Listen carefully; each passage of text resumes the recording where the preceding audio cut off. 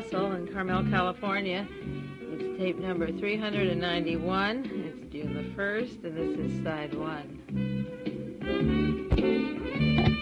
I'm sure that many of you are interested in that plane crash that went down leaving O'Hare Airport this past week.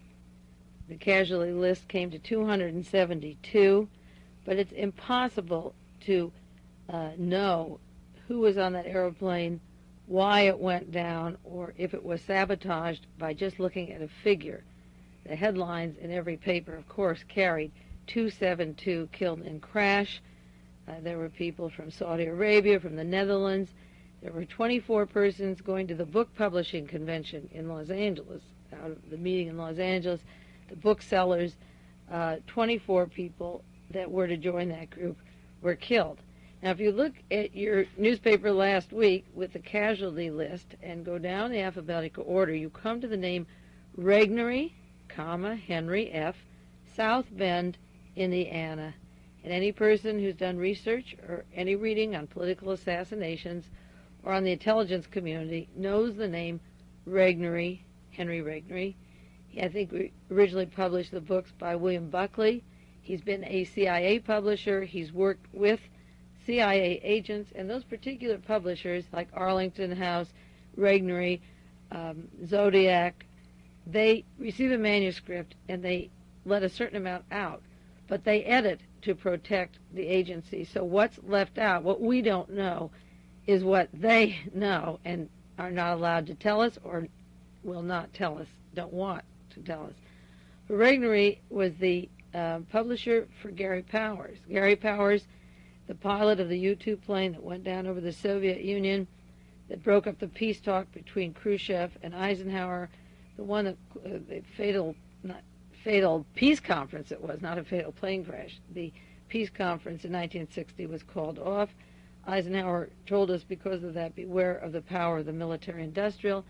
Gary Powers had taken his second book. He wrote one on the U-2. His second book was on the CIA downing the U-2 to break the Détente.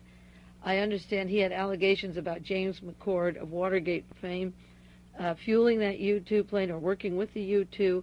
He took this manuscript to Regnary, and just about 2 weeks later, Gary Powers had a fatal plane crash over Los Angeles where there was an explosion and his helicopter went down. That book has never been released but was in the hands of Regnary, and now, just a short time after Powers' death, Regnary himself was on the DC-10 when the 272 people were killed. He's only one of a large number. But remember, after George de Mohrenschildt died, another very, very important witness to the Kennedy assassination, his manuscript was never released by his so-called friends, his wife, his attorney. Dead agent, dead manuscript. William Sullivan, Gary Powers, and de Mohrenschildt were my three most important witnesses to unravel the Kennedy assassination. All were murdered within a short time span. But Regnary, the publisher, is dead, and he went down on that plane crash. Along with him, as I say, there were 24 from the book distribution convention in Los Angeles, were the very top people from Playboy magazine, the foreign correspondents, the top desks, the day-to-day workers. 4 of their most important persons were also killed on the plane crash. And that reminded me of what Mort Saul wrote about Hugh Hefner and Playboy and Mae Brussell in his book Heartland. I don't know how many of you have read it or have it. You should get it. It's put out by Harcourt Brace. It came out in 1976. And Mort Saul was outraged that Hugh Hefner would go to such lengths to insult me and insult my research, and he was putting him down. This was after the meeting in Boston, the assassination conspiracy conference, and Sherman Skolnick and Mae Brussell were hitting pretty hard at all the phonies there and the sabotage and the cover-ups that were going on in Boston at what was supposed to be a conspiracy conference.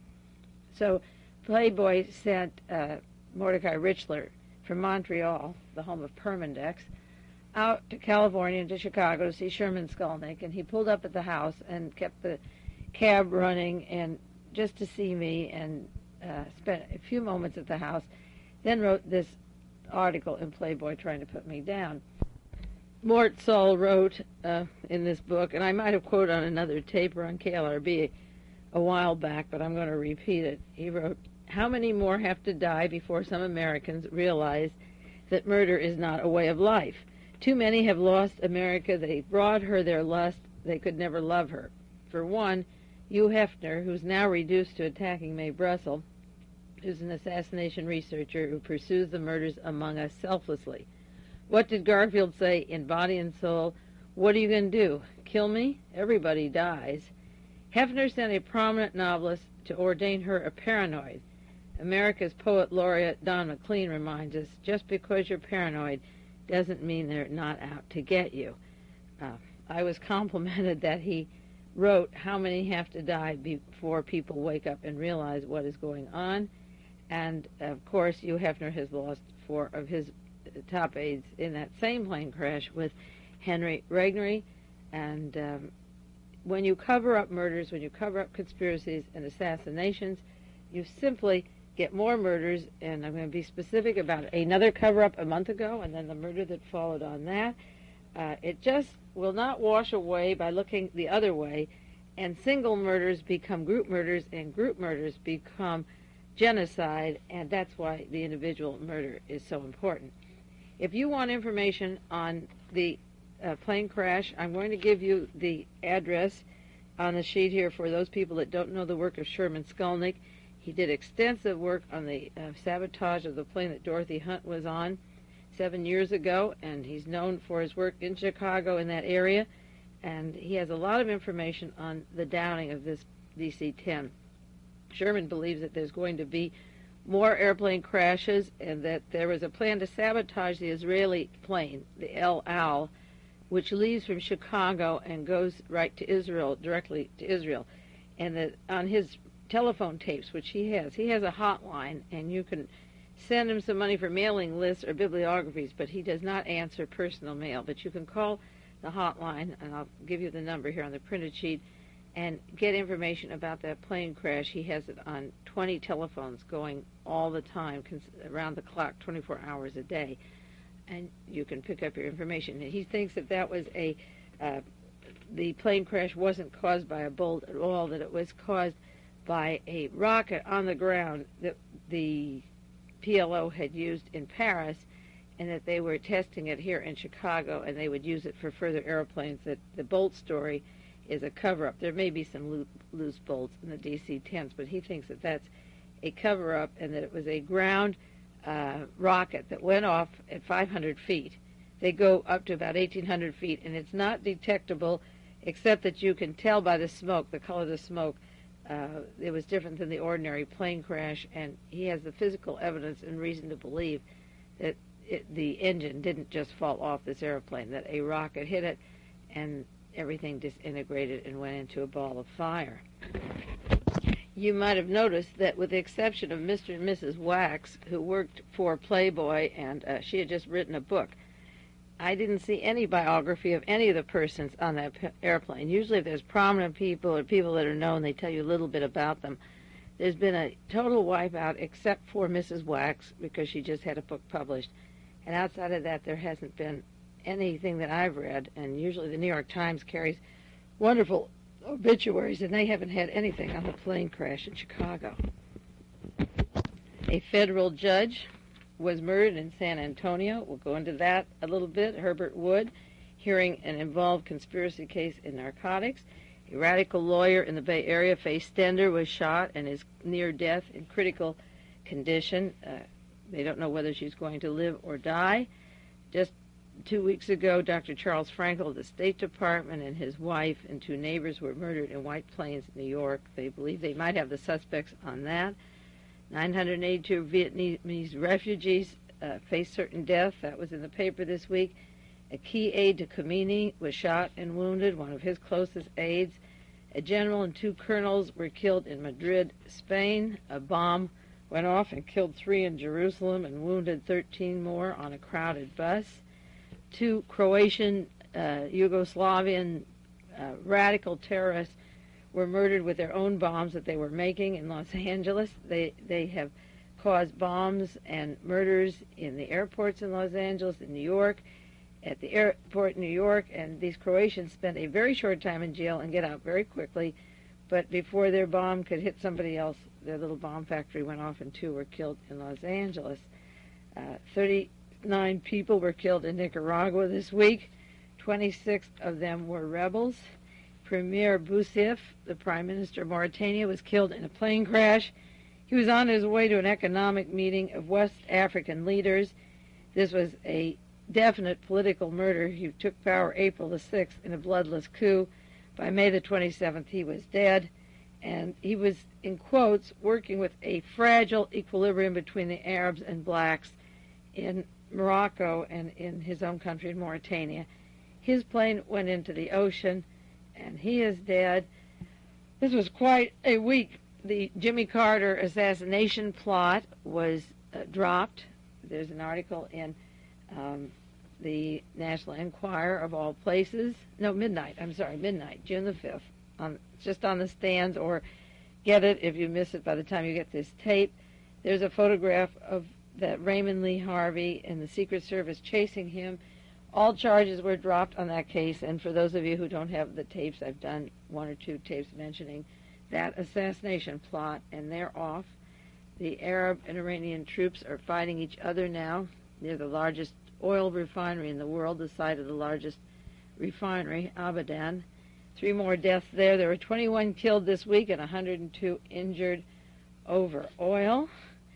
A Swiss diplomat was murdered in San Salvador. If you've been following what's going on in that country, 14 students were killed in May 22nd, and 23 people were killed down there May 8th outside a cathedral where they were meeting. The soldiers fired into a group, and 14 more were killed on May 22nd, and in retaliation, a San Salvadorian education minister and his driver were killed May 23rd, and a Swiss diplomat has been murdered there in an ambush on May 31st.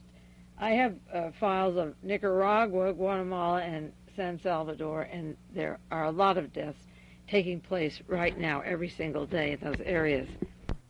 Federal Judge Herbert Wood, Jr. in San Antonio was hearing a very extensive narcotics conspiracy case described in the New York Times as a very important case, and he walked out of his doorway and he was shot, a single shot, and the FBI has come in to find out who the killer was.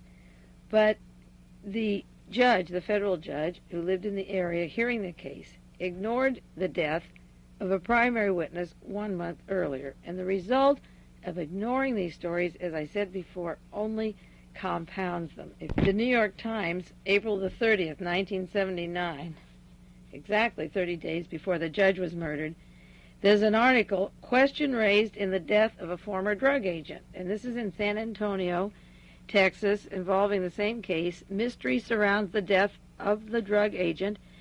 He was one of our most famous or well-known informers working in Mexico and in the Texas area. He was caught on what they called was a bribery charge and put into jail.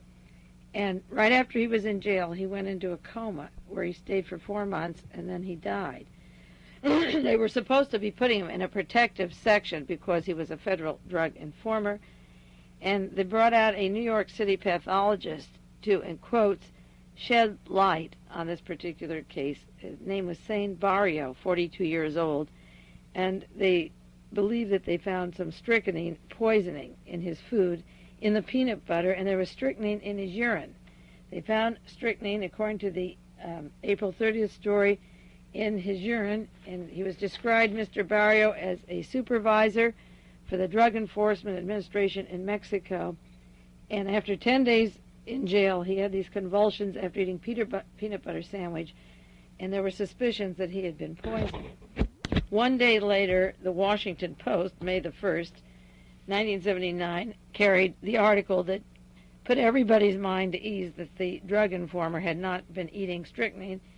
The article is called Coroner Says Drug Sleuth Choked on His Prison Sandwich. The medical examiner ruled that Sunday Alexandro Barrio, the celebrated Drug Enforcement Administration agent, died as a long-delayed result of choking on a peanut butter sandwich. Barrio was noted for his undercover investigations throughout the world.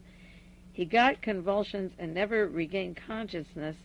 Dr. David Spain, a New York University clinical pathologist, said there was no poison at the autopsy. Even though he was in the coma for months, he allegedly died of bronchial pneumonia, a complication of partial brain damage, secondary to airway obstruction by a peanut butter sandwich. It reminds me of Jimi Hendrix, the rock musician, and Mama Cass, both dying in London from choking on some food, dying on their vomit.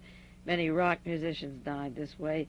And then the Washington Post said the report of strychnine poisoning was the result of a misinterpretation.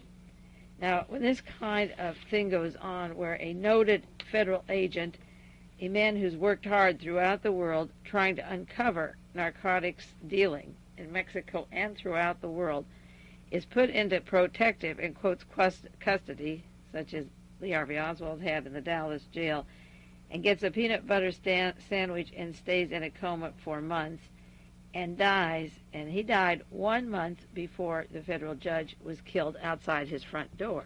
If the federal judge did a little better work on why a witness to the case he was hearing was murdered, he might have uncovered something before both of them were dead. I didn't believe the story about the major agent choking on his peanut butter sandwich. I put it in a pile of articles to save and follow later, and sure enough, 1 month later, the federal judge got it. Now, I want to talk about the radical lawyer in the Bay Area. Some of you don't know her name. She wrote a book on prison problems and George Jackson and letters that she had corresponded with George Jackson. Her name is Faye Stender. Faye is 47 years old. She's married to Marvin Stender, an attorney. She's an attorney. And she got a reputation in the early 70s, 71, 72, 73, working with Huey Newton and corresponding with George Jackson when he was at Soledad Prison. She's represented prisoners up till 1973 and was known during the anti-war years up in the Bay Area as being a radical and working with people in San Quentin. A gentleman came in the house. I shouldn't call him a gentleman. He came to the house in the morning, 1:30 in the morning. Her son answered the door. He asked specifically for Faye Stender by name. He tied up her son, Neil. Her daughter was asleep. They tied up another house guest. The person who came in didn't intend to kill the other three. And then he shot Faye in the head, in the arms, the chest. And she's, as I say, in critical condition right now. They don't know if she'll live, and if she lives, she might be paralyzed. Faye was down here. I met her here in San Francisco, in the Carmel area, when I was active with these particular prisoners, the Soledad brothers, the San Quentin Six. You never could get her to defend them on a conspiracy charge. She didn't believe in conspiracies. It didn't matter to her who killed John Kennedy. She could care less who killed Robert Kennedy, Martin Luther King. She never cared about the Los Angeles Police Department supplying the guns when George Jackson was killed, or the way the San Quentin Six trial went. She stayed in the background and out of that. On the surface, like Tom Hayden and some of these other so-called liberals, Jerry Rubin, and the superficial top-level libs in this country, who is killed and how they're killed never matters to them. They take the day-to-day court cases, take it as an individual case, and even after this person came in and asked for her specifically and shot her down, a gangland style, persons in the Bay Area said there's no indication that there's any political infighting among the prisoners or that it was for political purposes. What they don't understand is that lawyers, judges, radical workers are either being drugged or assassinated. And as we get closer to World War III, those voices that were political in the past will be shut up and silenced forever. They're either drugged or slain, and that's the way it goes. Now, I think one of the things that's interesting in this case is that the person came in and compelled her to write a statement saying, in quotes, that she had betrayed George Jackson and the entire prison movement when they needed me, quote, most, end quotes. Now, this signed confession that she was of no use to the people she helped in those days is a little bit like Jonestown. Remember his assassins and trained assassins or killers were forced to sign slips of confessions that they had killed people and sign confessions of incest and other crimes. And it seems to me that there's a little smelling of this hit team of Jim Jones in getting Faye. Now, Faye worked with Popeye Jackson from the United Prisoners Union. I've talked about him on other tapes. I knew Popeye. I was with him 3 weeks before he was killed. There was somebody at my house, and I felt that my life was in danger by having this person here. I asked him to leave, a former prisoner from, who was up at Folsom, and I helped get out of jail and was helping with a lawsuit involving the Watergate story, Elmer Davis. Elmer wanted to see Popeye, and I felt that we were in immediate danger working together here because Popeye was being set up, and I could tell it by the people around him. And 3 weeks later, Popeye Jackson was killed, and Faye Stender is dead. People like Pete McCloskey, who came out as being the so-called left of the Republican Party, are now asking to get the women in the draft, to get the draft going, get ready for the next war. They're coming out of the woodworks and showing their real military feelings. Instead of fighting all wars and ending all armament, they're getting us ready for the next war. People like McCloskey live. Popeye Jackson, Faye Stender, George Jackson, and others are slain.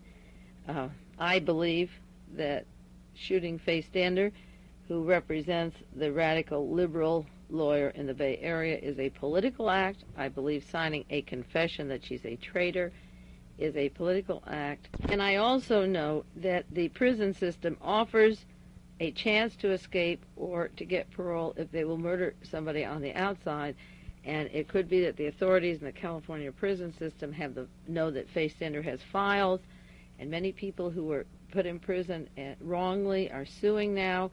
They're getting more aware of their civil rights. Faye Stender was a thorn in the side of the prison system, and I think there would be a lot of reasons to want to get rid of her, particularly since she was representing black people in the Bay Area and Oakland at the time of the COINTEL program of the FBI. And the chief of police over there in Oakland at the time was Charles Gaines, and he's fighting for his life now, his political life, in San Francisco, where he moved over to become chief of police in San Francisco. And last week I talked about him and how his men went into a bar and on the streets and beat up people and started riots. Charles Gaines is involved in counterintelligence, and he was the chief of police over in Oakland at the time that Faye Stender was representing these clients. And Faye wanted a political appointment last year on the state bar's board of governors, and she fought hard for it, and she lost to another attorney, Robert Raven. But Faye knew a lot, and I believe that the prison system could release a person. He asked specifically for Faye Stender and went in and shot her and didn't shoot any of the 3 other people in the house. Now, one of the things that I've been worried about always is that I worked close with prisoners through this same era, up through around 1975. And as I studied more and more about mind control, I got information about prisoners being released from prison to kill. I became very afraid that if I helped prisoners get out, or if they corresponded with me, the prison system could brainwash them like they did Donald DeFreeze or these other persons and influence them to come to my house and kill me. And one way that I would be killed would be by former prisoners who were sent by the prison system because of the work I did through all of those years. And I got a letter from a gentleman in San Jose who told me about working with Donald DeFreeze at Vacaville in the SLA, and he had a lot of information on the forming of the SLA. And he also told me that Dr. Jolly West, the CIA psychiatrist, the one that worked with Jack Ruby, and Patty Hearst and Donald DeFreeze, was called Dr. Mengele up in Vacaville. And I got very suspicious of this because the average prisoner that I knew and corresponded with, and the library that they had there that I was somewhat familiar with, didn't include the name Mengele. Mengele came out with the boys from Brazil, the Nazi doctor that went from Germany down to South America and did experimentations on people. But the average prisoner, or any prisoner in Vacaville in 1972, 73, 74, did not call Jolly West Mengele. They didn't know West was in the CIA then. The documents hadn't been released by Senator Church Committee. that West was CIA, and they weren't even aware, other than taking prolaxin and some of these medications, of the extensive mind control going on. And because I'm always looking for Nazis and on the Nazi hunt, I got suspicious of this particular letter from this prisoner, former prisoner. And he wrote me another letter last week, and he sent me 3 letters, and I asked him about Mengele, and he gave some explanation of how he knew the name. And then he said he wanted to come down the house and work with me. He had a lot of information, and he wanted to come with me. And I felt very insecure. He's the one who said that he was given $250,000 by the Watergate people to break into my home, which he described as low and secluded, and seemed to know the physical setup. It was in the letter that he knew the setup of the house. And I got a little bit leery, and psychically, I always say there's some psychic shield around me. I felt very threatened by this particular letter. And I get a lot of mail, but this one really kind of scared me. And I could see a person coming in under the pretense of wanting to work and being sent as a former prisoner and getting the kind of treatment that Faye Stender got. And I wouldn't be surprised if the CIA wanted to get me or to kill me someday. They would do it in the form of a former prisoner who knew someone or corresponded with me in Folsom, Vacaville, or San Quentin, or San Luis Obispo, because I have been in touch with many, many of those and have information on particular guards and deals of parole and drug dealing of guards and where some of them are now. And having that information can be dangerous. And I'm sure that Faye Stender, the attempt was to murder her, and she is close to death, to silence any effort or work she would do on the part of prisoners or to release the information that she has now.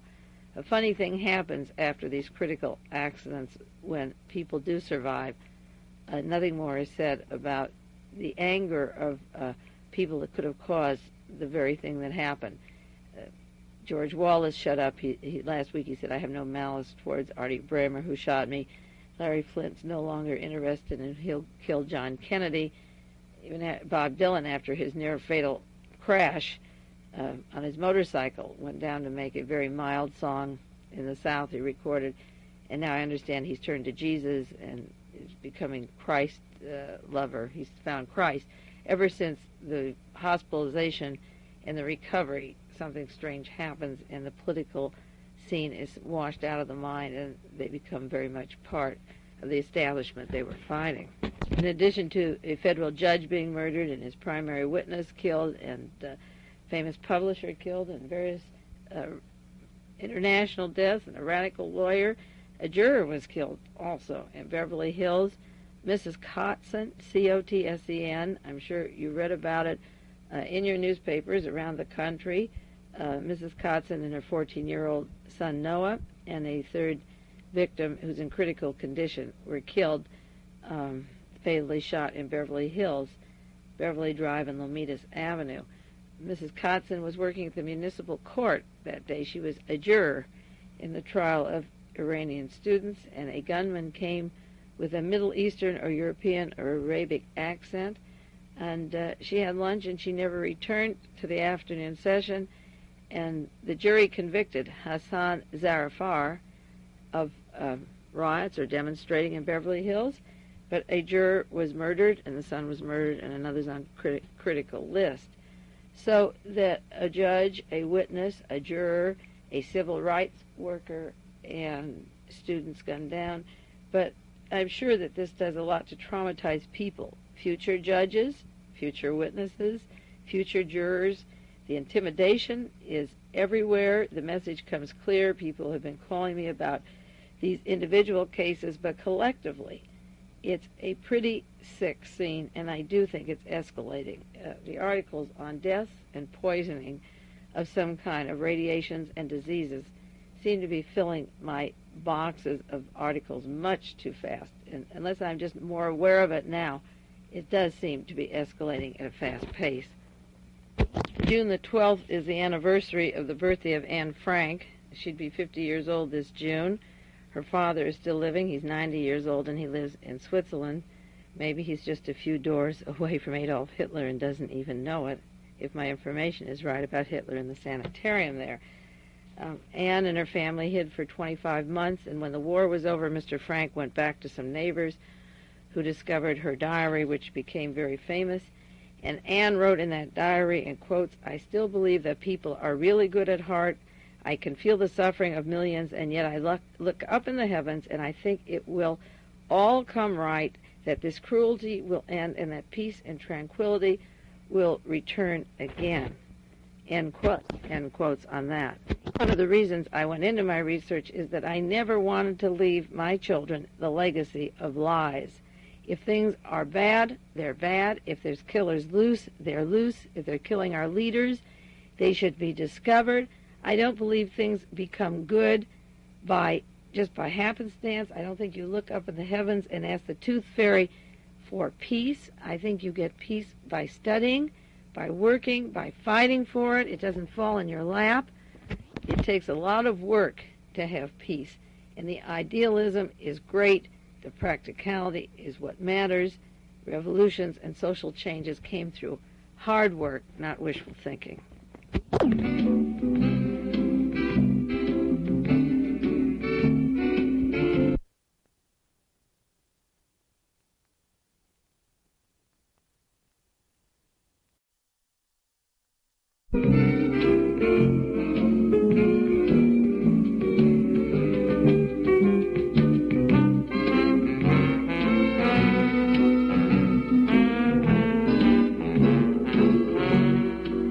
Side 2 of tape number 391, June the 1st, 1979. I want to update with you just for a few moments an article on Dan White that was in the San Francisco Examiner this week called "The Selling of Dan White," because I've asked on the tapes who owned Dan White, who gave him the money for the Porsche, the house, the trips to Ireland, the 2 trips to Ireland, the 5-week honeymoon, the physical comforts that he got from poverty to quick riches, and the protection of the entire legal department, the district attorney, the Justice Department, the Attorney General in the state of California, all protecting these double murders in San Francisco.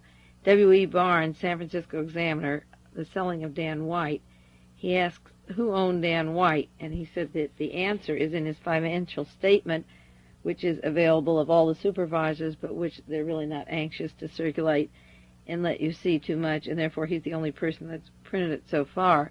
And he said that the pressure was that Dan White was too idealistic, and I did 1/2 of one tape on all the crap that was coming out at the jury, how he was too good to serve San Francisco, and the other part of the defense that he was under pressure because he couldn't make it financially and he needed the job on the supervisors, and George Moscone, the mayor, and Harvey Milk were giving him pressure to keep him off the board. And Mr. Barnes says that this is a lot of bunk, that Dan White was under pressure from people who put him into office, and it was not Moscone or Milk. He said the people from downtown owned him, downtown meaning out of District 8 that he represented, that he went downtown for money, and that, of course, the votes that you make if you're one of a group on the Board of Supervisors includes the whole area that you're voting for, but it may not necessarily benefit your particular district when you vote for these bigwigs downtown. And certainly San Francisco is run by the bigwigs who are struggling among themselves. I call it the Eastern money, the Rockefeller, Chase Manhattan, Crocker Bank versus the Italian mafia organized crime drug market. There's no difference between the two at the highest level, but they're fighting for the turf in the Bay Area and also for the Chinatown narcotics money that comes from that. This article says that White was under pressure from people who put him into office, and that it was downtown money.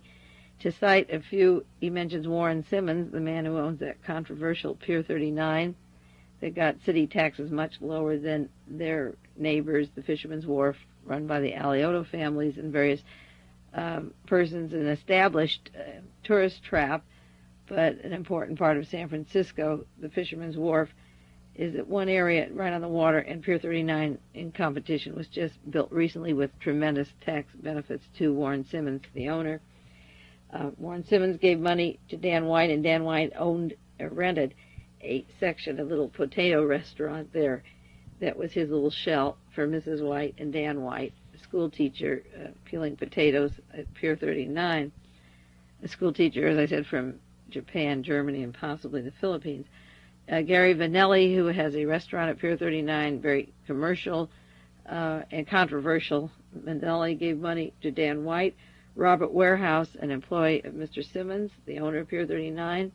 The Citizen Savings and Bank loan, Crown Zellerbach. These are people that gave to Dan White's campaign for District 8. The Redwood Bank, the Emporium, a large department chain in the Bay Area and in California, Macy's. Foremost McKesson, the milk people. Bechtel Organization, and I've mentioned on other tapes, and the foreman of the jury at the Dan White trial was an employee of Bechtel, and Bechtel gave money to Dan White's campaign. Standard Oil of California, Sal and Fred Oronato, who own parking garages downtown. Eller Outdoor Advertising Company, the billboard industry, and the Foster Kleiser billboard industry gave him money. Various builders like Gerson Baker and Walter Shorenstein, who've been responsible for the San Francisco skylines, the high-rise, Stonestown Development Corporation, Silverado Investment Corporation, Park Place Apartments, Ghirardelli Square, a large restaurant tourist trap complex down on the water, Embarcadero Center. These are the hubs of the tourist business in San Francisco. Bob Lurie, owner of the San Francisco Giants, Cyril Magnan, my father's first cousin, Pillsbury, Madison, and Citro, the law firms for Standard Oil, John Warnke, the architect. In August of 1977, a woman who had given $25 to Dan White complained that she would not support him to be reappointed. She didn't want him to represent the district anymore. And this woman, Goldie Judge, had said, in quotes, in the newspaper, "Danny has gone downtown," end quotes. And the author of this article, Mr. Barnes, said, Goldie didn't know how far downtown was. Here, George Moscone and Supervisor Harvey Milk represent a large area of the gays, the blacks, the poor people in San Francisco, and this double killing, wiped out a bulk of representation for certain elements that the downtown people would not mind seeing eradicated as they continue this multinational political, cultural grab of taking choice land and turning it into high-rise, expensive property and wiping the Italian, Chinese, Japanese, multicultural, multi-layered representation out of the city. And Mayor Feinstein, who succeeded George Moscone, is their girl, and she works with these people, and she represented them, always did, and as soon as the mayor was killed, they had in the mayor's seat what they wanted. It was just like when John Kennedy was killed, the Southerners, the Texans, the Southern Belt, the munitions makers, the Brown and Root people, Bell Helicopter, the Summa Corporation, the Howard Hughes combined, the Lockheed people, the Boeing aircraft, the police intelligence, escalated the war in Vietnam. They had Lyndon Johnson in seat. The war escalated in 2 days. These killings make tremendous changes in the country and in the cities, in our states, and these double killings are terrible, particularly when a man now is eligible to be out on the streets. Punishment isn't as important even as the act that is done in the process of murdering.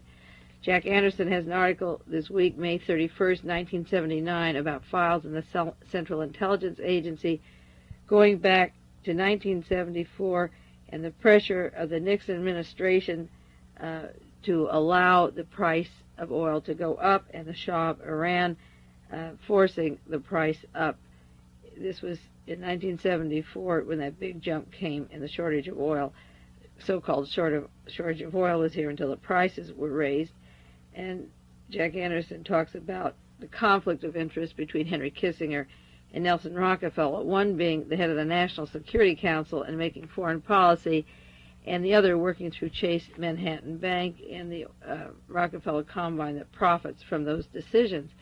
That isn't the first time Jack Anderson has written about this subject, but it goes back July the 6th, 1977. Jack Anderson had an article you can look up, Oil Price Scandal, and he talks about the late King Faisal, who went directly to Henry Kissinger in 1974, and he urged Henry Kissinger to take up the oil prices with the Shah of Iran. And Kissinger was working with King Faisal, and Faisal was murdered. The nephew who allegedly killed him had his head cut off immediately. There was no trial. He was supposed to have taken some acid in Berkeley that drove him crazy. But the Saudi Arabian government, the world's largest oil producers, wanted to hold down the price of oil. The Shah of Iran, who made the most amount of profit from raising the prices, wanted it up. The result was that King Faisal was murdered. Henry Kissinger was there with him the day before he was murdered. He left there. The Shah got what he wanted. The prices went up. So Jack Anderson was talking about this in 77. The oil politics is being written up in 79. But the truth about the cold-blooded killing of King Faisal was to shut him up because he didn't want to raise the price of oil, even in Saudi Arabia, but the Shah wanted it, and the Shah got what he wanted, and King Faisal was dead. Christina Surma, who was a friend of the nephew of Faisal, said that he was a good man, he was a gentle person, and she couldn't understand. He was charged with the murder. She said he was kind and gentle and just, and if he did the job, he didn't know what the purpose was, and she felt very sorry when they decapitated him. She was an actress. She met him at the University of Colorado in 1968, and last time she saw him was in 1974 in Los Angeles, where he was studying. There was an article in Solidarity. It's dated December 22nd, 1978, Who Killed the King? And it said, King Faisal, the modernizer who led Saudi Arabia into the industrial age, was assassinated in March 1975, 2 days, it wasn't 1 day, 2 days after Henry Kissinger's shuttle diplomacy collapsed in failure. This article suggests that Christine Surma, the woman who was crying about the young student, the nephew of King Faisal, who allegedly did the murder, was part of an LSD drug machine in Colorado and had him under the control of the intelligence community, and he was a brainwashed victim of the People's Temple. This came out in 78, the Solidarity, suggesting that this assassination team of Jim Jones that reaches all over the world played an important part in 1975 by murdering King Faisal. And, of course, that is one of the reasons for the upping of the oil prices for the Shah of Iran, and then the other companies followed suit. Somebody was over for dinner this week, and they asked me if anybody died of natural deaths. So we got out the newspapers and read the obituaries of the week, and I said, yeah, I think all of these did. Mary Pickford died a natural death this week. That wasn't a conspiracy. She called in my father about a month ago and wanted to see him, and he had a private visit with her. I guess she realized that she was getting on in years and not well, and she called him, and she sees very few people, and she said that in all of Los Angeles, he was the only person that she trusted outside of her husband, Buddy Rogers, so I thought that was pretty nice. That's not a conspiracy. There was no LSD involved, and no earth-shaking events took place that Mary Pickford died, so not every death is a conspiracy. From time to time, in reading the newspapers and different material that I get word of books to come out to watch that otherwise I think sometimes they're mentioned once and they slip away. We don't grasp them. I want to turn you on to a new book that's coming out before we lose it, just like we got a hold of that book, Treason for My Daily Bread from England, an alternative 3 from England that's going to be published by Avon later this year. There's another book coming out from England, and this book is called The Fugu Plan, F-U-G-U, The Fugu Plan, The Untold Story of the Japanese and the Jews During World War II. I think this is an important book. From the single article I read about it, it was in the New York Times, an article May 19th, 1979, just last week. The lead story is Tokyo Documents of the 1930 relate plans for the resettling of Jews in Asia. And I think it's important because the things that I study don't have one single event or happening around them, but they're part of a continuous link that was taking place then and is taking place now. And I think the comparisons to what the Japanese intended with what we did after World War II in Israel, there's a very close parallel, just like there was to Colonial Dignidad, to Jonestown, that I've done the other tapes on. The Fugu Plan, the untold story of the Japanese and Jews during World War II. Paddington Press. We'll have to be sure and get that. It's an American-owned house based in Great Britain. I didn't know the press that put out Alternative 3. I wasn't familiar with it, or Treason for My Daily Bread. These are not evidently well known in the country, these publishers. The author is Marvin Takeyer, T-A-K-A-Y-E-R. He's a rabbi. He was in the U.S. Air Force as a chaplain in Japan from 1962 to 64. He's now director of the Hebrew High School in Great Neck, Long Island, and co-author Mary Sagmaster Swartz, a writer who lived in Tokyo for 4 years.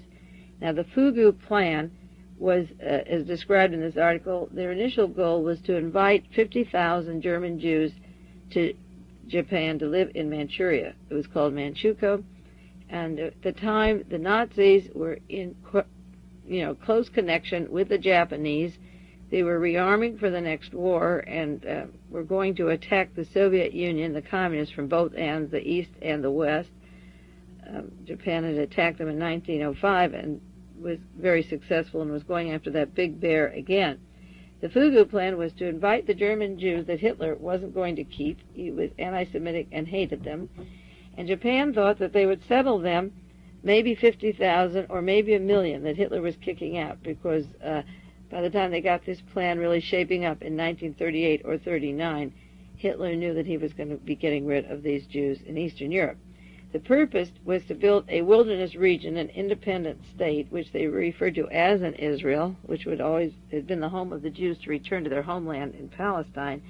But they would take these refugees and turn into a buffer against the Soviet Union. They'd build it up, attract American sympathy that the Japanese were being kind, the Germans didn't want them, but the Japanese would take them, and they would take their investments and American money, so that they had several purposes here. One was to get American money to build up this whole buffer against the Soviet Union and industrialization. The other is to get the sympathy from the West and the Jewish community and strengthen their own area. And they would call it the East Asia Co-Prosperity Sphere.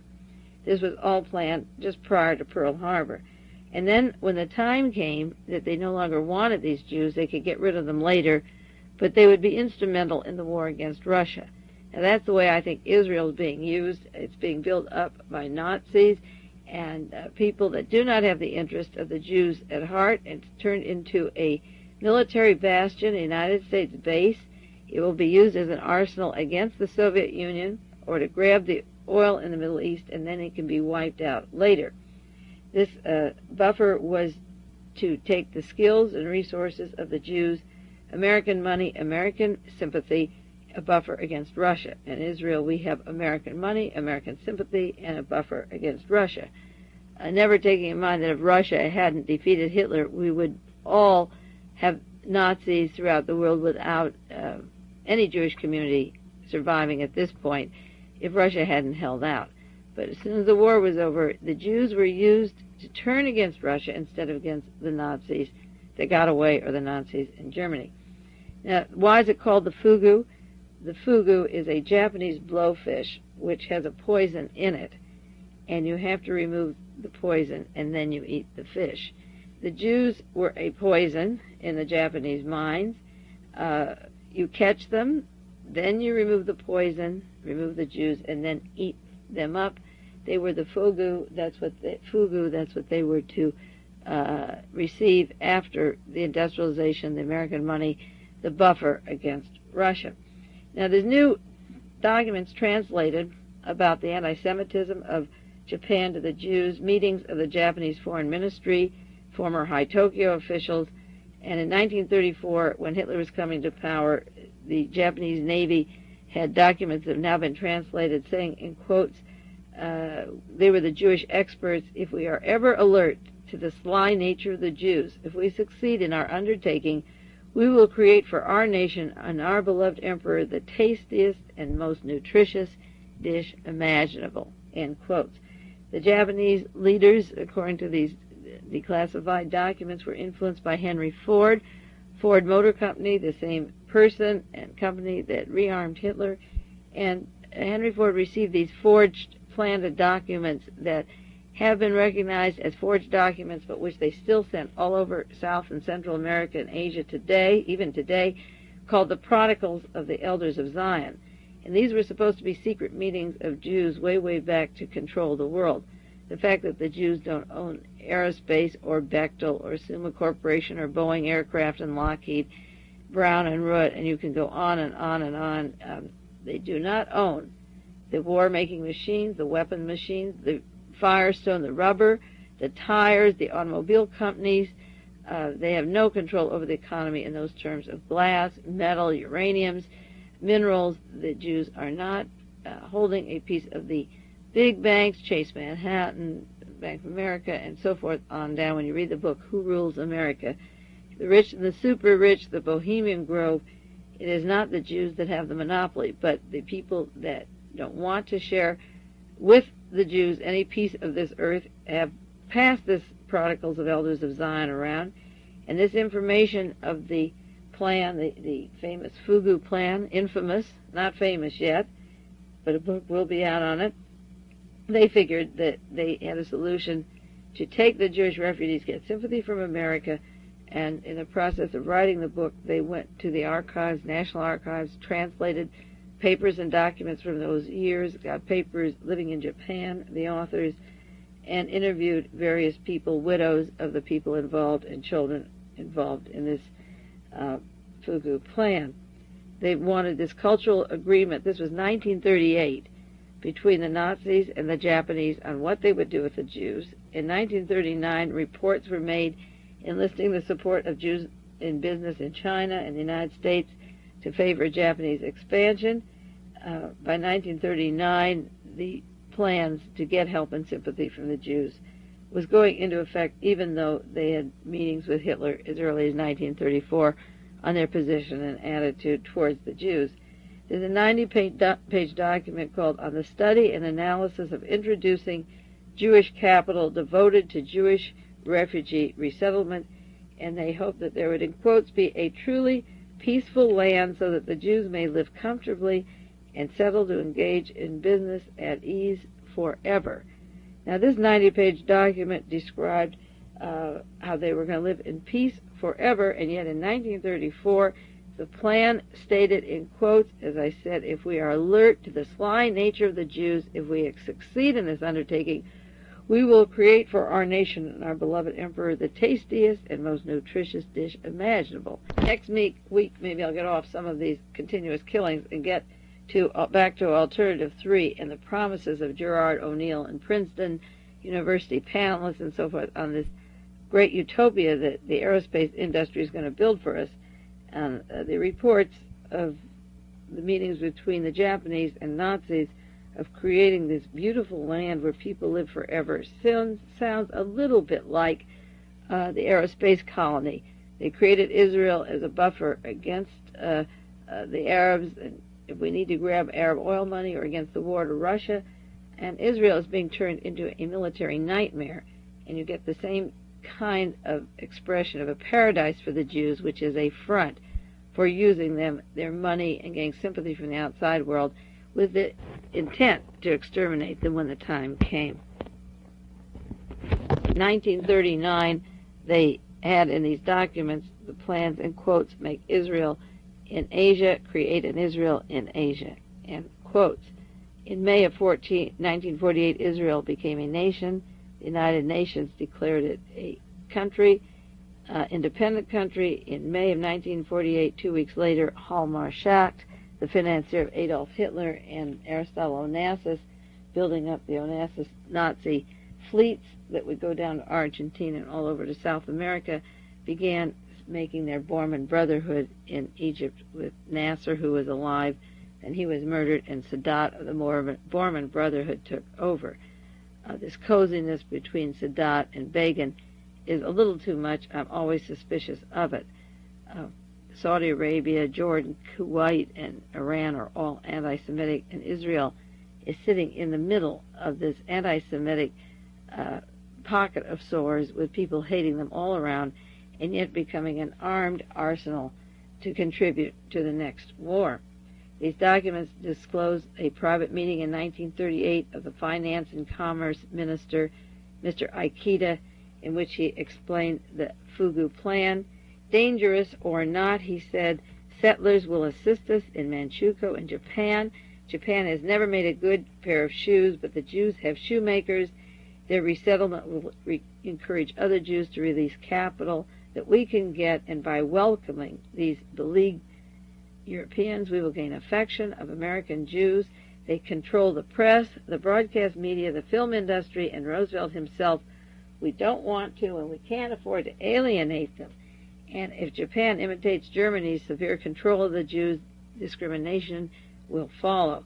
So on the surface, Japan has been wined and dined without its anti-Semitism, but they know how to appease, and they know what to do when the time comes to wipe out the people that they hate. And that's why the book that's out, or going to be out soon, the Fugu Plan, should be read. It's the untold story of the Japanese and the Jews during World War II.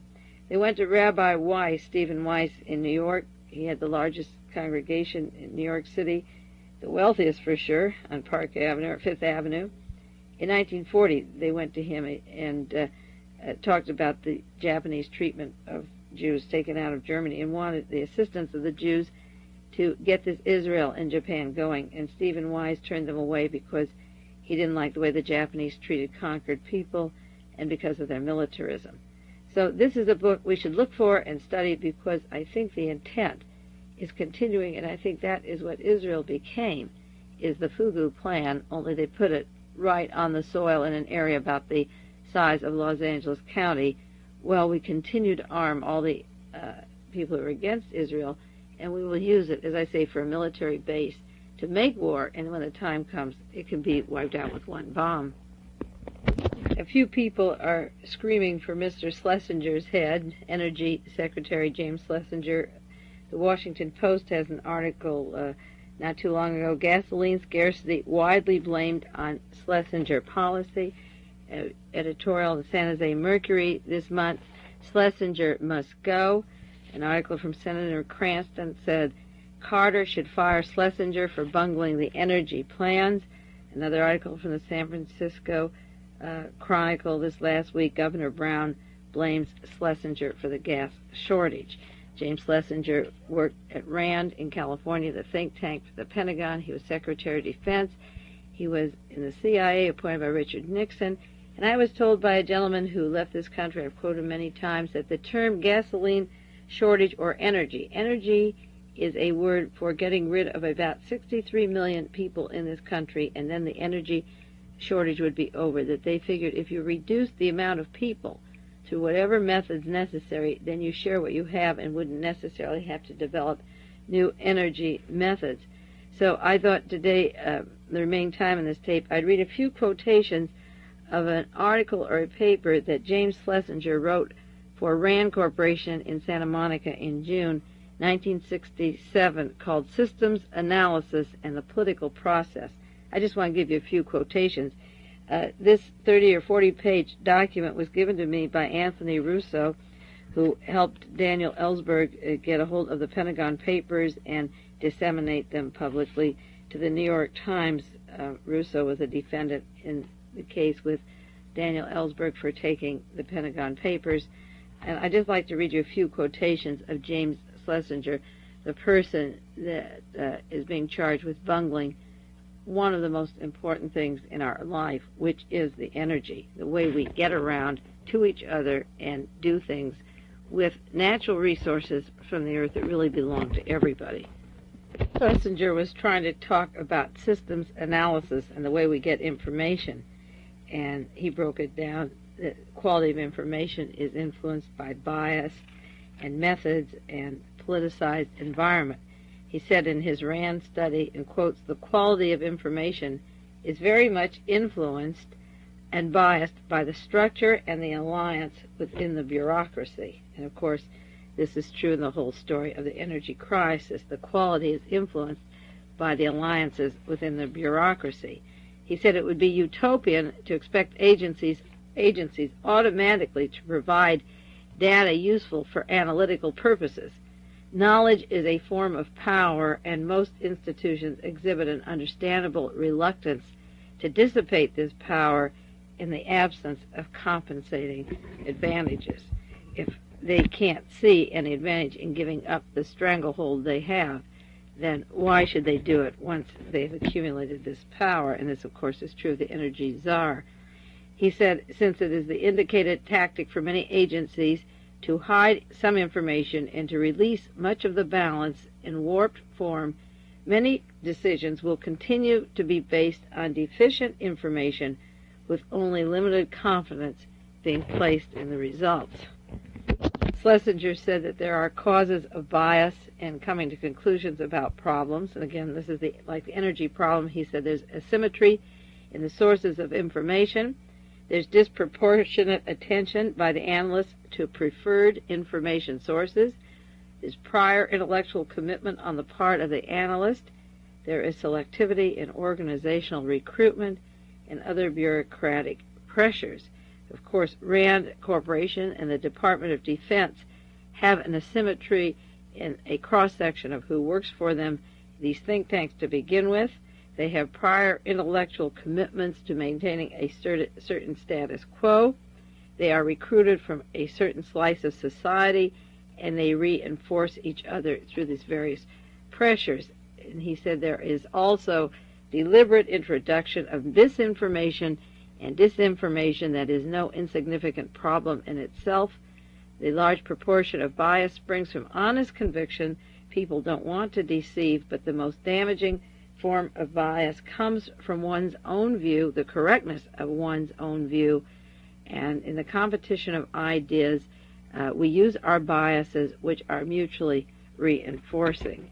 He is justifying in this study for Rand Corporation why studies are prejudiced and get off the track. He said the deliberate introduction of distortion and fuzziness to improve the competitive position of one's own agency or division is an unavoidable and dominant feature of the bureaucratic landscape. All of that is a sample of Schlesinger, the energy czar, and his fuzzy thinking.